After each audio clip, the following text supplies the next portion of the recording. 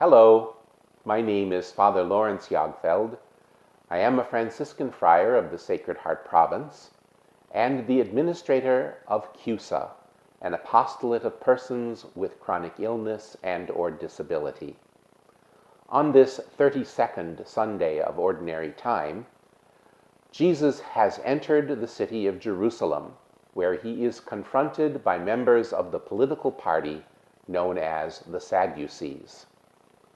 Some Sadducees, those who deny that there is a resurrection, came forward and put this question to Jesus, saying, "Teacher, Moses wrote for us, if someone's brother dies, leaving a wife but no child, his brother must take the wife and raise up descendants for his brother.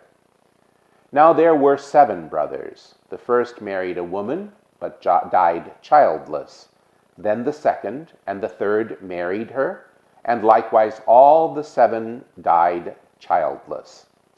Finally, the woman also died. Now at the resurrection, whose wife will that woman be? For all 7 had been married to her." Jesus said to them, "The children of this age marry and remarry, but those who are deemed worthy to attain to the coming age and to the resurrection of the dead neither marry nor are given in marriage. They can no longer die, for they are like angels, and they are the children of God, because they are the ones who will rise. That the dead will rise, even Moses made known in the passage about the bush, when he called out, 'Lord, the God of Abraham, the God of Isaac, and the God of Jacob.' And he is not God of the dead, but of the living. For to him all are alive." This story really takes a bit of explanation, because in order to understand what the argument here is, we have to understand who the Sadducees are and what their particular notions are. The Sadducees were a political party, a very authoritarian and conservative group who actually cooperated with the Roman occupation of Israel. And because they cooperated with the Romans, they were considered the elite of the society. They gained privileges that others did not have from the Romans. They also did not believe in the resurrection, and the reason for that is that these people, the Sadducees, only held what was held in the Torah, the first 5 books of the Bible.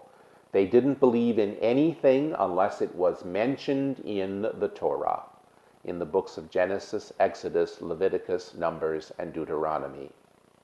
Everything else, the Mishnah, the Talmud, the historical books, the prophets, none of that was part of their theological discussion.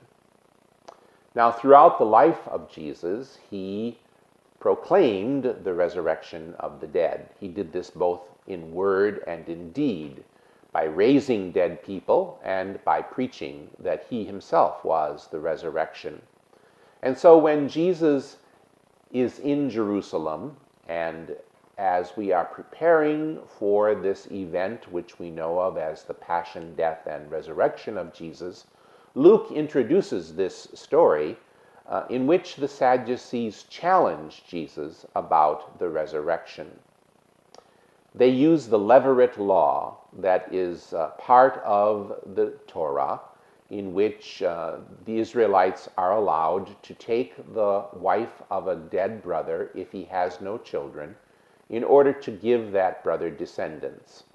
Once again, we have to understand that for these people, since they didn't believe in a resurrection, the only way that their lives would continue, so to speak, was if they were remembered by their progeny. If they had no progeny, if they had no descendants, then their memory was lost, and for all intents and purposes, they ceased to exist. So the Levirate law is used as a way for them to drive a wedge into Jesus' preaching. As is often the case when Jesus is challenged, he gives a riposte, an answer to that challenge, and in so doing, he destroys the question from the very beginning. In this particular riposte, Jesus also harks back to their thinking about marriage. For these people, the purpose of marriage was procreation. And consequently, he says that there is no need for marriage in the afterlife, because if everyone will continue to live, if everybody lives forever, there's no need to have children. And if there's no need to have children, then there's no need for marriage. But then Jesus takes the argument one step further. He uses the book of Moses, the book of Exodus, and the incident with the burning bush as proof that even Moses believed in eternal life and in the resurrection of the dead, because he refers to God as I am, the God of Abraham, the God of Isaac, and the God of Joseph. Not I was, but I am in the present tense. God is not the God of the dead. God is the God of the living. Only the living need God.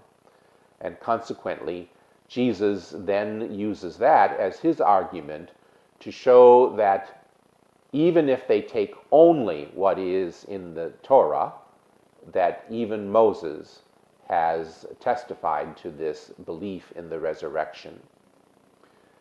Now, what does this all say for us?